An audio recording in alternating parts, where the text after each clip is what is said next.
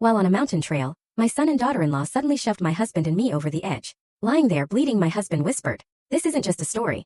It's a chilling testament to how the people you love most can become the monsters you never saw coming." 3 days ago, my own son and his wife pushed my husband and me off a 90-foot cliff, and as I lay there broken and bleeding, the true horror was just beginning to unfold. My name is Hilda and I'm 60 years old. For 4 decades, my husband Henry and I thought we'd built the most beautiful, idyllic family. Every morning, our little suburban home would fill with the scent of fresh coffee and the gentle chirping of birds. I was a teacher, coming home each afternoon with tales of my bright-eyed students, while Henry, with his rough but delicate hands, transformed simple wood into masterpieces in his carpentry shop. He crafted the most exquisite furniture, pieces that spoke of passion and dedication. We had 2 sons. Richard, our firstborn, was the heart of our home.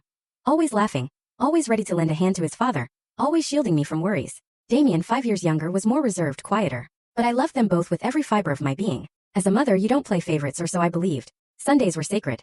We'd gather around the grand oak table Henry himself had carved, listening to Richard excitedly share his engineering dreams while Damien quietly picked at his food.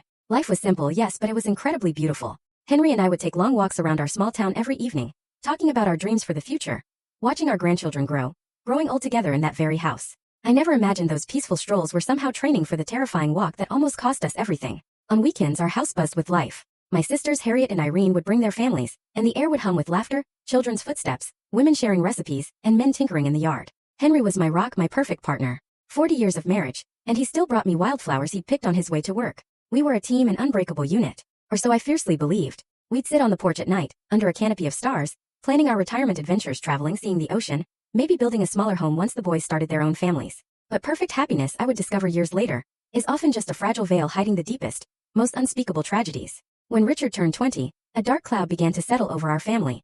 He and Damien started arguing, whispering heatedly in the hallways, falling silent the moment I appeared. Henry brushed it off as brotherly stuff, something that would pass. I wanted so desperately to believe him, to cling to the illusion of our perfect family. Then came that dreadful October night, exactly 25 years ago. Richard didn't come home for dinner.